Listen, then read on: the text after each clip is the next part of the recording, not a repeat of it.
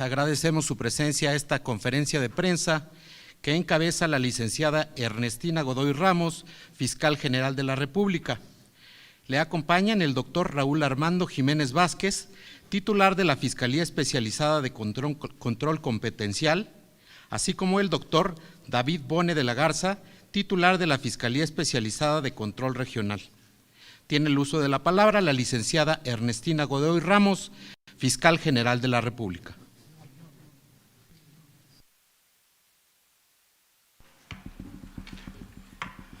Muchas gracias. Muy buenas tardes a todas y a todos. Gracias por atender la convocatoria para esta conferencia, con el propósito de dar a conocer al pueblo de México información relevante y avances en torno a la investigación derivada del secuestro de Ismael N., así como de su detención junto con la de Joaquín N. Me referiré a los hechos, fechas y situaciones más relevantes para los fines de este mensaje. A manera de antecedente, el 23 de julio de 2024 se tuvo conocimiento por medios de comunicación y reportes de representaciones mexicanas en Estados Unidos que Ovidio N., extraditado por el Gobierno de México el 15 de septiembre de 2023, se incorporó al programa de testigos protegidos de aquel país. 2 días después, el 25 de julio de 2024, la Embajada de Estados Unidos informó del cambio de medida cautelar sin consultar al Gobierno de México. Ese mismo día, 25 de julio, se llevó a cabo la operación que devino en la extracción ilegal o secuestro de Ismael N., mediante una estrategia que se encuentra en investigación, llevada a cabo en Sinaloa y concluida en Nuevo México. Estos acontecimientos permiten inferir por la proximidad en el tiempo, los vínculos familiares, así como de las organizaciones delictivas que guardan una relación de intermediación, es decir, que presumiblemente el secuestro fue resultado del cambio de medida cautelar, aunado al hecho de la recepción de 17 familiares de Ovidio por parte del gobierno de ese país. Recientemente, el periodista Luis Chaparro publicó en redes sociales un reportaje en el que revela la intervención del Buró Federal de Investigación, FBI, en el secuestro del Mayo, como una operación ejecutada en territorio mexicano, lo que estaría constituyendo una acción que afecta la soberanía de nuestro país. El periodista da a conocer, entre otras cosas, que obtuvo una declaración del FBI aceptando que el operativo fue de ellos, donde lograron la detención de uno de los principales objetivos de los Estados Unidos y que tuvo como principal autor material de esa acción a Joaquín N. El reportaje agrega que la aeronave en la que fue trasladado el Mayo es un modelo de los años 70, el cual fue modificado en diversos puntos como pintura, sistema de luces, de combustible, motor, entre otros, y que el plan de vuelo fue alterado, lo mismo que el número de serie, para no ser identificado. Según dicha publicación, el reportero tuvo acceso al interior de la aeronave, donde afirma que se ve lo que ellos mencionan como marcas de forcejeos y ventanas estrelladas. Con respecto a la aeronave, es importante retomar que en agosto de 2024, personal de esta institución acudió a inspeccionar en las oficinas del FBI en El Paso, Texas, los indicios encontrados en la misma y posteriormente inspeccionaron el avión en el aeropuerto de Santa Teresa en Nuevo México. En términos generales, en dicha diligencia no se permitió el acceso para realizar las acciones pertinentes, de acuerdo a una investigación de este tipo, ni se proporcionó la información requerida para el esclarecimiento de los hechos. También se impidió tomar fotografías, Entre otras cosas, es importante señalar que el FBI no proporcionó en esa ocasión datos de identificación del piloto, solo señaló que éste solicitó ser deportado inmediatamente a México. Asimismo, es de destacarse que en las constancias se advierte que las autoridades norteamericanas en distintas ocasiones han dado datos falsos o imprecisos de identificación de ese avión. En este contexto, nos encontramos frente a una investigación muy compleja. Además de la trascendencia natural de este hallazgo para las investigaciones, de confirmarse dicha acción, se estaría frente a una serie de posibles violaciones graves. Explico por qué. El 9 de agosto de 2024, el entonces embajador de Estados Unidos en México, Ken Salazar, sostuvo que el gobierno de su país no participó en esta operación, que no fue una aeronave estadounidense, ni su piloto, ni sus agentes o su gente en México, sino que fue una operación entre cárteles. Frente a ello, de confirmarse la información reciente con respecto a que el mismo FBI reconoce que se trató de una operación exitosa, planeada, organizada y ejecutada por el FBI para capturar y secuestrar en suelo mexicano a una persona de nacionalidad mexicana para trasladarla y encarcelarla en otro país, todo apunta a que estaríamos de cara a tres situaciones graves. Una serie de violaciones al derecho mexicano e internacional, un pacto al margen de la ley, así como una mentira de un diplomático estadounidense, lo cual significa una transgresión al principio angular de la buena fe en las relaciones diplomáticas previsto en diversos tratados internacionales. Frente a este escenario, la Fiscalía General de la República realiza ya nuevos actos de investigación. Por principio de cuentas, hemos solicitado, mediante el mecanismo de asistencia jurídica internacional en términos de lo previsto en el tratado bilateral en la materia, una serie de requerimientos de información para que el gobierno proporcione la información relacionada con los acontecimientos referidos.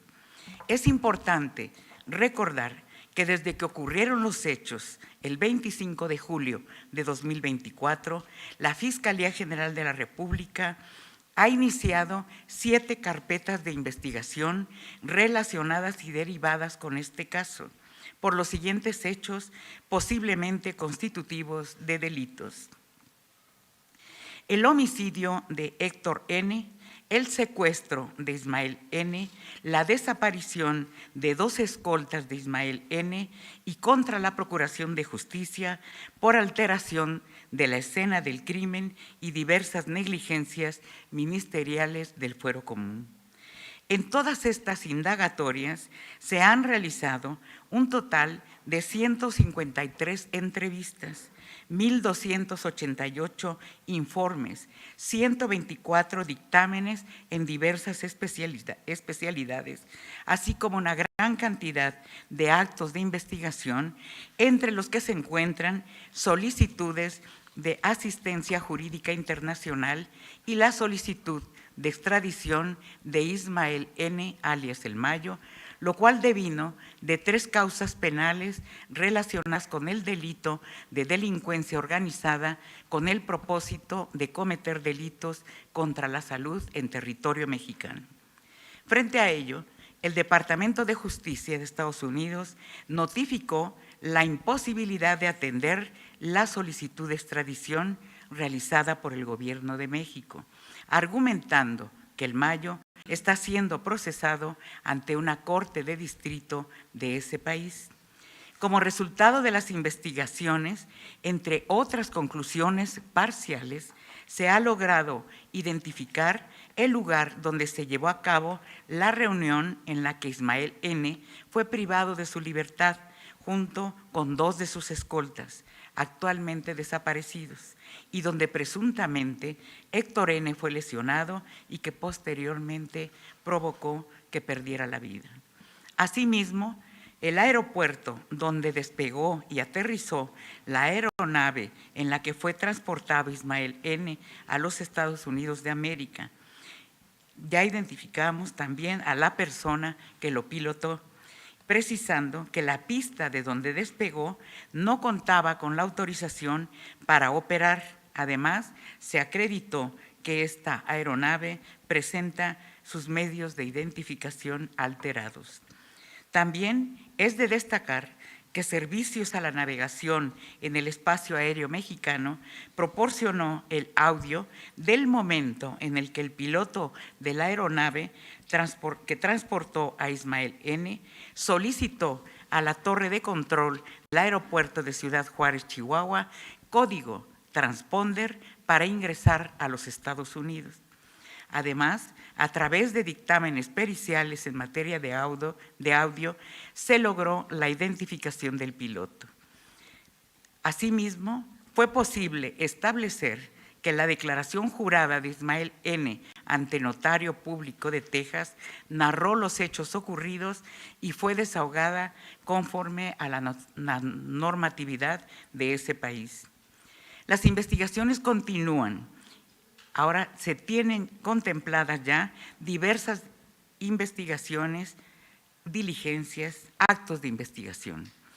Esta situación se da en el marco de los acuerdos y resultados históricos y contundentes y sin precedentes alcanzados por el Gabinete Federal de Seguridad, del cual la Fiscalía General de la República forma parte, encabezado por la Presidenta de México, la doctora Claudia Sheinbaum Pardo. Resultados que ustedes conocen y son por demás favorables tanto al interior del país como en su relación con Estados Unidos. Como dato de alta relevancia, quiero precisar que en México se cuenta con 32 investigaciones en contra de Ismael N., alias El Mayos, de las cuales se tienen órdenes de aprehensión vigentes, lo que ha permitido solicitar la extradición de Estados Unidos. El pueblo de México puede tener certeza y garantía de que continuaremos procurando justicia con objetividad, contundencia y responsabilidad, en el marco del respeto irrestricto a la soberanía nacional, la cual no tenemos que perder de vista, radica y deriva del pueblo, por lo que cualquier intento de transgresión a la soberanía nacional lo será en contra del pueblo.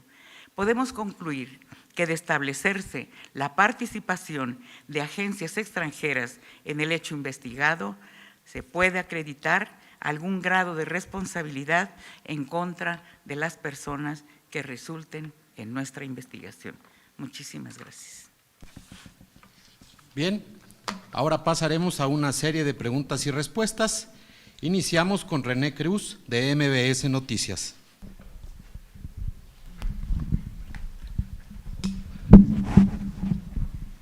Fiscal, muy buenas tardes. Preguntarle desde la fecha que ocurrieron estos hechos, ¿cuál ha sido la información concreta que le han entregado las autoridades de Estados Unidos y si esta ha sido suficiente para la investigación? Y dos preguntas adicionales también.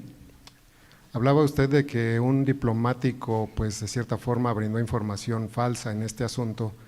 Como estas nuevas líneas de investigación que dice que ya inició la Fiscalía, ¿se estarían posibilidades de extender estas investigaciones en contra de Ken Salazar? Y si hay alguna orden de aprehensión en contra del piloto de la aeronave, por favor, fiscal.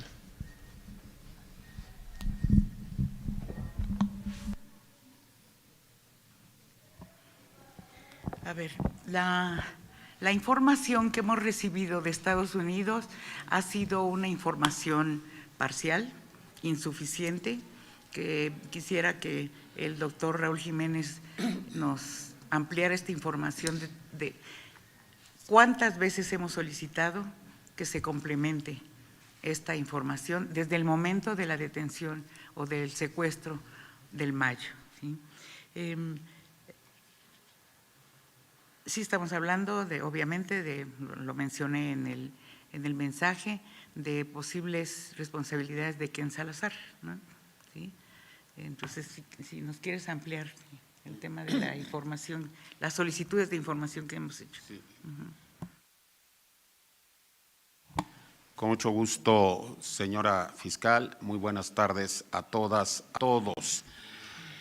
El día 14 de agosto del año 2024, la Fiscalía General de la República, derivado de las carpetas de investigación en proceso de integración, formuló una solicitud formal de asistencia jurídica al gobierno de los Estados Unidos en relación con los hechos conectados con el secuestro y posterior traslado del personaje de referencia hacia el territorio de los Estados Unidos.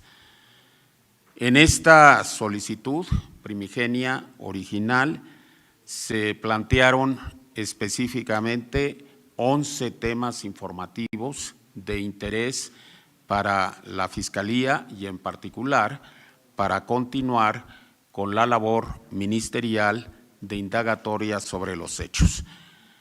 Tuvimos una respuesta y esta respuesta expresada en números del total de 11 datos específicos, datos duros que solicitó la Fiscalía. La respuesta fue en número de 6 y tenemos pendiente 5 cuestiones que no han sido hasta este momento debidamente solventadas por el Departamento de Justicia de los Estados Unidos. A la fecha, se han emitido por parte de la Fiscalía, a través del área de asuntos internacionales, 16 oficios recordatorios, insistiendo al Departamento de Justicia en la necesidad de que nos acopien, nos proporcionen la información faltante. Desafortunadamente no podemos, y en particular el de La Voz, como titular de la Fiscalía Especializada, de la cual depende la Fiscalía Especial de Asuntos Internacionales, no puedo abundar en el contenido sustantivo de la solicitud formulada por nosotros, ni en la respuesta correlativa por parte del gobierno de Estados Unidos. Esto debido a que el tratado bilateral del cual emana este mecanismo de asistencia jurídica internacional, suscrito entre México y Estados Unidos, contiene un artículo, el 6, que prohíbe estrictamente difundir, hacer pública la información contenida en los flujos documentales, razón por la cual estoy legalmente impedido para compartir esta información. De acuerdo, en otro orden de ideas, con lo que ha expresado nuestra fiscal general, la licenciada Ernestina Godoy, en el curso de la mañana de hoy se remitió formalmente a través de la representación de la FGR en la ciudad de Washington al Departamento de Justicia de Estados Unidos una nueva solicitud de asistencia jurídica internacional, cuyo propósito es solicitar a la autoridad estadounidense que proporcione los datos que permitan integrar las carpetas vinculadas, derivadas causalmente de la nueva información proporcionada en relación a la posible participación de personeros del FBI en la planeación, organización, captura, traslado y encubrimiento. De nueva cuenta, invoco la prohibición expresa del artículo 6 del Tratado Bilateral de Asistencia Jurídica para no revelar, para no difundir el contenido de esta solicitud formal, que repito, por indicaciones de la señora fiscal general, fue remitida hoy y ya obra en poder de nuestra representación en la ciudad de Washington. Muchas gracias. Esta nueva información que hemos recibido nos obliga a abrir una nueva línea de investigación, es lo que estamos haciendo. En relación a la situación jurídica del piloto, le voy a pedir al doctor David Boone que explique la situación jurídica. Claro, fiscal, buenas tardes a todas y todos. El piloto fue deportado, siguió operando, cometiendo delitos en México, es la información que consta. Fue detenido por portación de armas y fue entregado con base en la Ley de Seguridad Nacional al gobierno de Estados Unidos. Es la situación que consta en el expediente con respecto al piloto.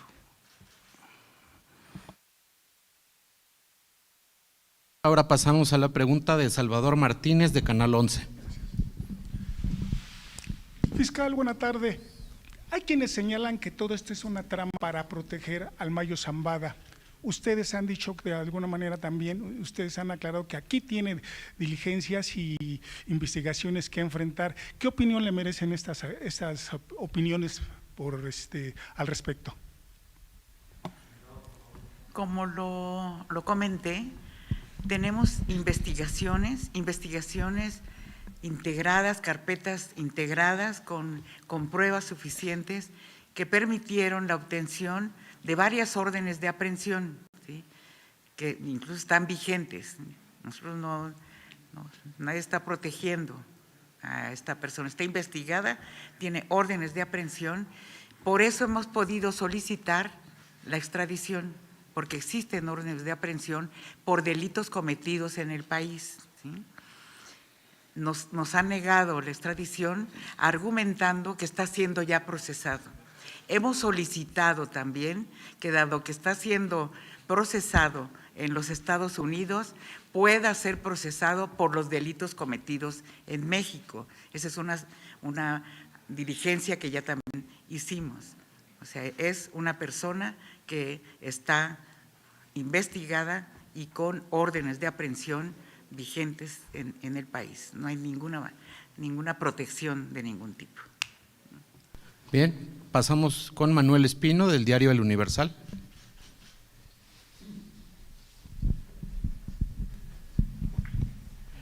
Buenas tardes, fiscal. Ahondando en el tema de la primera pregunta que le hizo mi compañero René, quisiera preguntar qué implicación va a tener en este caso el señalamiento que ustedes hacen directo al ex embajador de Estados Unidos, Ken Salazar, si esto implica el inicio de una investigación formal por parte de la Fiscalía, si lo pueden llamar ustedes o están en condiciones, de acuerdo con las leyes internacionales, o no sé qué aplique, llamarlo a comparecer para que explique qué aplicaría en ese sentido, si me pudiera responder. Y tengo otras preguntas, por favor. A ver, les reitero, el derecho internacional está basado en la buena fe. Aquí le voy a pedir al doctor, que además es especialista en derecho internacional, que nos explique esta situación. Con todo gusto, señora fiscal. Efectivamente, una columna vertebral del derecho internacional es la buena fe, no solamente como una conducta de naturaleza ética, sino que es una norma imperativa que tiene que prevalecer en todos los ámbitos de las relaciones internacionales. Uno de tales ámbitos, destacadamente, significativamente, es el ámbito de la diplomacia internacional. La buena fe está claramente proyectada como una regla de observancia obligatoria en el contexto de las relaciones diplomáticas y consulares internacionales. Este principio fue claramente violentado por el embajador en su momento, Ken Salazar, porque de acuerdo a la información que se está acopiando en la respectiva carpeta de investigación, su afirmación en el sentido de que no hubo intervención de elemento alguno de agencias estadounidenses en el operativo en cuestión, resulta falsa de toda falsedad. ¿Qué implicación tiene esta manifestación no acorde a la verdad, a la realidad de los hechos? Tiene que ver con un incumplimiento, pues, grave, delicado, del marco regulatorio al cual debió ceñirse en el desempeño de su papel como diplomático representante del Estado de los Estados Unidos. En breves palabras, para no abundar en los aspectos técnicos de la respuesta, violó el artículo 2 de la Carta de Naciones Unidas, el artículo 26 de un tratado considerado como el Tratado de Tratados, y me refiero a la Convención de Viena sobre el Derecho de los Tratados, y naturalmente violó las prohibiciones de la Convención de Viena de 1961 sobre relaciones diplomáticas, de tal manera que estamos en presencia de un caso de violación grave a los deberes, prohibiciones y limitantes de un diplomático en nuestro país. Y perdón, ¿eso significa que sí o que no puede ser llamado? Sí. Estamos hablando de violaciones al marco regulatorio de la diplomacia internacional. Consecuentemente, las consecuencias que pudiera haber a este respecto se proyectan en el plano del derecho aplicable a la función diplomática violentada por el embajador Ken Salazar, el derecho internacional. Si acudimos a la imagen de que un representante diplomático del nivel de un embajador como Salazar, cuando habla, lo hace invariablemente, ineludiblemente, en su calidad de representante del Estado cuya misión diplomática está desempeñando, entonces quien en realidad está haciendo uso de la voz es el Estado mismo al cual pertenece el embajador. Y las consecuencias tendrán que ser las que prevé el derecho internacional para estos efectos. No necesariamente. Sí. Las consecuencias, sí debo precisar esto, no son necesariamente penales.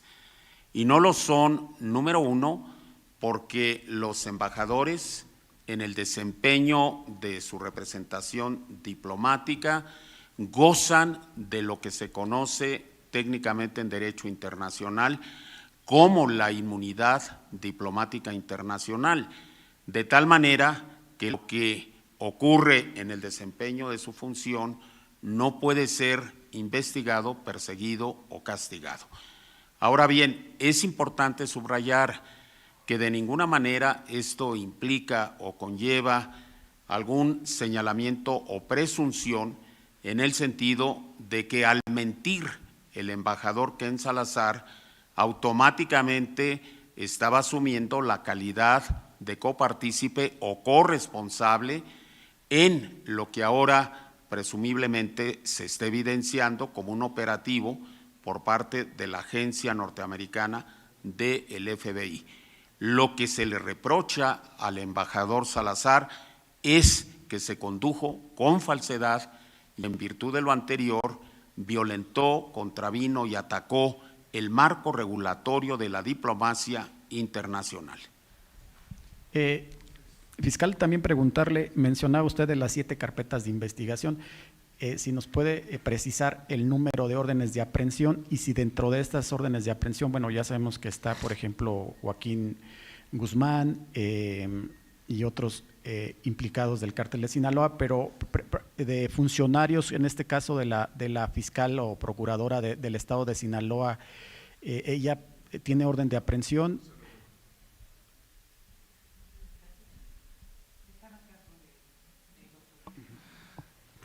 Efectivamente son 7 carpetas de investigación en torno, en principio, porque ustedes saben muy bien que la investigación inicia con hechos, entonces uno va teniendo en el plan de investigación algunos posibles delitos, los delitos que mencionó la fiscal general en su intervención. Hay además de todos los actos que precisó concretamente en cuanto a investigaciones, más de 30 investigaciones. Sí hay algunas investigaciones que están encaminadas con elementos para obtener órdenes o eventualmente para judicializar. ¿Cuáles y contra quiénes? Evidentemente no se puede decir por diversas razones, que no tendría yo que explicarlas. ¿Cuántas Pero, órdenes sí podríamos saber? no, pues el número exacto no lo tengo, pues, pero sí hay y se está fortaleciendo pues todas las líneas de investigación. Lo que hace este hallazgo precisamente en una de esas carpetas que además están relacionadas es dar una nueva línea de investigación. Entonces, pero sí se está encaminando a ello. Bien, ahora pasamos a la pregunta de Juan Omar. Fiscal, respecto de la nota que publicamos hoy de 8 columnas en el Universal, de esta falta, bueno, nosotros entendemos que las investigaciones llevan un sigilo, pero en el caso de Rocha Moya, ¿cuándo estaría la Fiscalía General de la República en condiciones de informar respecto a cómo van esa investigación de las pruebas que se están requiriendo por parte del gobierno de Estados Unidos, y si a su vez este gobierno o país les ha compartido información respecto a los señalamientos que se le hacen tanto al gobernador como a sus coimputados? Esta investigación de las 10 personas que fueron señaladas por el gobierno de Estados Unidos está sustanciándose en la Fiscalía Especializada en Delitos Complejos, investigaciones complejas.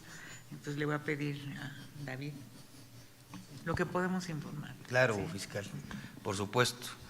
Se inició, como se dio a conocer en su momento, derivado de la solicitud de detención provisional, una investigación con respecto a las personas, funcionarios y exfuncionarias señaladas por los delitos señalados, insisto, como punto de partida, porque otra vez lo que se investigan son hechos que eventualmente pueden o no ir configurando delitos, pero con base en lo señalado en esta solicitud. ¿Sí? No ha habido pruebas concretamente para responder en el sentido del parámetro probatorio mínimo que requiere el derecho mexicano, como se ha explicado ya en su momento. Ha sido y está siendo exhaustiva la investigación. Se llevaron a cabo las entrevistas ministeriales que ustedes seguramente advirtieron en su momento. Se citaron a las 10 personas, se han recibido reportes, informes. Ha sido muy exhaustiva la investigación, no solamente porque esa es la convicción del Ministerio Público, del fiscal en jefe a cargo del asunto. Hay un Ministerio Público, hay un fiscal en jefe, hay un fiscal especial de casos complejos y la convicción de todos es ser exhaustivos en términos generales, por supuesto, además en este caso en particular también. Entonces, alguna cuestión sustancial, trascendente, ¿no? Seguimos recabando datos de prueba y básicamente es eso. Lo que estamos haciendo es partiendo de los señalamientos, que fue lo que detonó el inicio de la carpeta de investigación, consignados en la solicitud de detención provisional con fines de extradición, lo que solicitó Estados Unidos, pues, o lo que señaló el gobierno de Estados Unidos.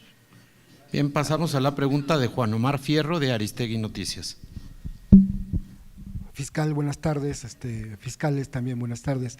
Primero preguntarle sobre este caso de Sinaloa, si cabe la posibilidad que bajo la Ley de Seguridad Nacional que se ha aplicado contra otros imputados, alguno de estas 10 personas señaladas por Estados Unidos pudiera ser entregada en este, digamos, proceso abreviado que ya se ha utilizado anteriormente.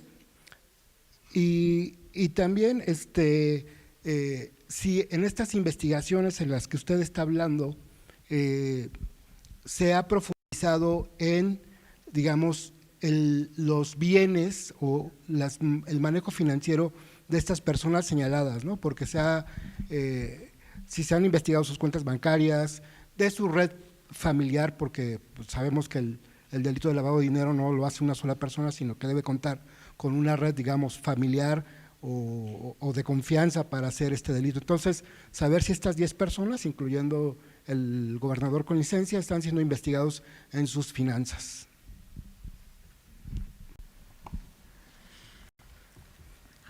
La manera en que fueron entregados a Estados Unidos los anteriores, los más de 90, efectivamente tienen que ver con seguridad nacional, pero todos estaban detenidos, tenían órdenes de aprehensión, con procesos que estaban ya siguiendo estas personas, ¿no?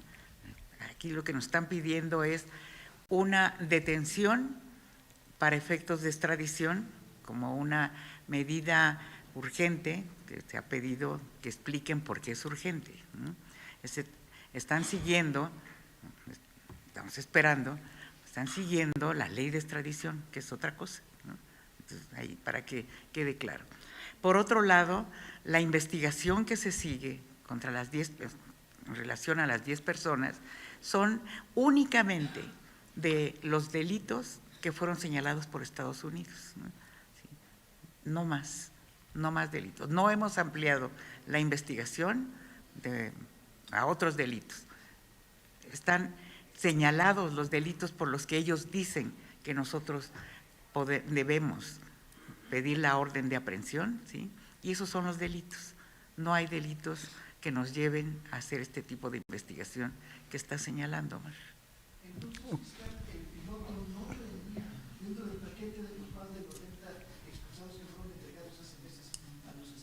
Sí, estaba detenido. El piloto no está dentro de los 10. Bueno, perdón, una pregunta adicional. Esta tiene que ver con el huachicol y perdone que tiene relación porque a final de cuentas el Departamento del Tesoro de Estados Unidos emitió una alerta de que el huachicol fiscal está siendo utilizado por los cárteles para financiar políticos que a su vez ellos les ayudan a obtener contratos y lavar dinero, ¿no? Entonces, preguntarle sobre esta alerta, ¿qué piensa de esta alerta que se ha emitido en Estados Unidos sobre el huachicol fiscal? Y también preguntarle, fiscal, nosotros el año pasado hablamos de que había militares involucrados, ya salieron las primeras órdenes de aprehensión, pero se refieren a una aduana, la de Matamoros en Tamaulipas, donde hay 3 militares involucrados que están en este momento prófugos. Sin embargo, nosotros acreditamos o en su momento pusimos en que había también militares involucrados en el mismo delito, con el mismo modus operandi, incluso la agencia aduanal presentó denuncias en contra de ellos en Ciudad Juárez, Chihuahua, en Palomas, Chihuahua, y también en Piedras Negras, Coahuila. ¿Qué ha pasado entonces con estos militares que fueron señalados por la agencia aduanal en estas otras aduanas, y cuándo sabremos si se emiten o no las órdenes de aprehensión? El día de hoy hemos emitido un boletín en el que les estamos informando al pueblo de México las investigaciones que están en curso en este tema, el del contrabando de combustibles. Ahí están las investigaciones que estamos siguiendo, los resultados de por lo menos 3 grandes investigaciones que son las que hemos informado, ¿no? Y tenemos varios detenidos. Es la información que proporcionamos el día de hoy, ¿sí? Ahí está la información que me estás pidiendo, Juan Omar. Bueno, hay gente detenida, están los detenidos, ¿no? Vean, espero que les haya llegado el boletín, ¿sí? Agradecemos su presencia, que tengan una excelente tarde. Muchas gracias.